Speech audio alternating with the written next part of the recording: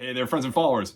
This week's video brings us around to the monthly market report for the month of June. We'll check in and see what activity the summer months have brought about for us thus far, and we'll dive into some of the latest real estate news as well. Stay tuned.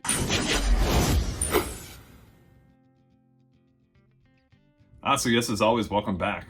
So the repositioning of the market continues to be evident as we've worked our way through yet another month together. One category in particular that supports this is looking at closed sales and how they've slowed and declined.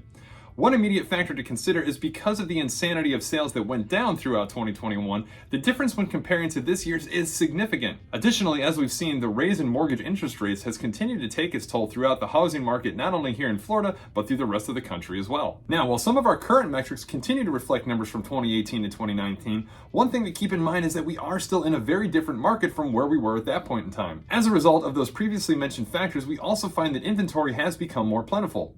To give some further perspective, the amount of available active inventory at the end of June was almost doubled from what we saw at the end of February earlier this year, and if the trend of change continues to follow suit throughout the remainder of the summer, we could be looking at pre-pandemic inventory levels as we reach the beginning of fall. With that being said, let's take a look at some of our local area statistics. Looking at single-family home sales here in the Ocala, Marion County area, starting of course with closed sales. Closed sales we did see down 593 homes closed in the month of June versus May's 657, this being a 20% decrease of what we saw in June of 2021 at 743 closed units.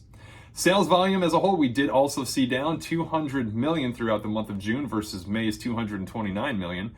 Average sale price, we did see take a dip, $338,000 average sale price versus May's $348. Median time to contract, we did see rise to 10 days in June versus 9 days in the month of May. Average list price received was still a 100% from the transition of May to June. Looking at inventory side of things, we did see pending home sales down 575 pending homes versus May's 606. New listings, we did see up 844 new homes on the market versus May's 829. And active inventory, we did see up as well, 1,166 active homes for sale versus May's 920. This being a 66% increase over what we saw in June of 2021 at only 700 units. Pretty crazy. Now that MSI number, with the 5.5 being a balanced marketplace, we did see come up as well.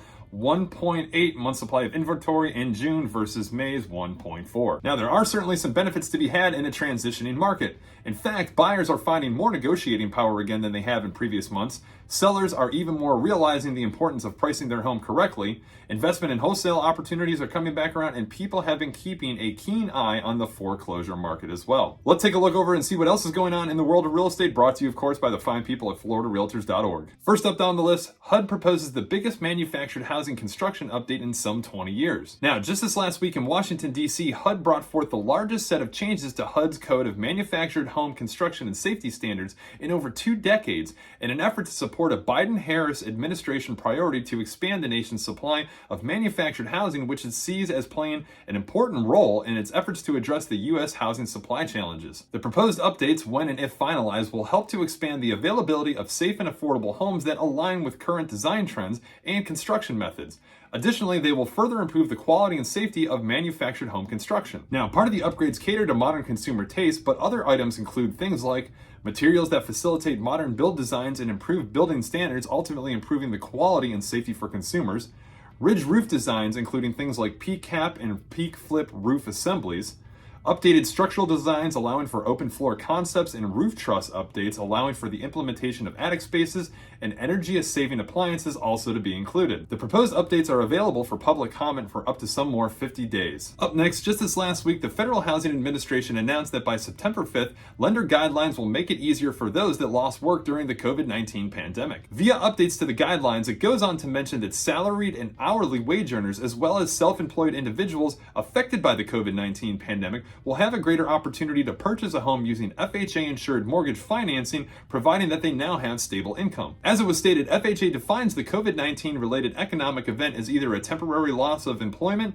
temporary reduction of income, or temporary reduction of hours worked during the presidentially declared COVID-19 national emergency that we've experienced in the last 2 years. Addressing both salaried and non-salaried wage earners, it also contains provisions for self-employed, employed part-time, and those individuals individuals who earn bonuses or tip income or even commissions. Lenders may begin using the new policies immediately, but must implement them for FHA case numbers assigned on or after September 5th of this year. And lastly, we all know that the rental market can be fierce and feisty, but it seems that Florida and the northeast part of the country take the cake. According to a recent study done through the first quarter of 2022, an analysis gave evidence that the Miami-Dade County saw the fiercest competition for renters, while also Orlando, Southwest Florida, and Broward County made the top 10 list as well. The report partly attributed the rental trend to persistently high housing prices along with raised interest rates throughout the country, while rapid inflation and the rise of remote work also played a critical role. Here's the top 10 most competitive rental markets as they currently stood in the first quarter of 2022. Up at number 10 was Broward County.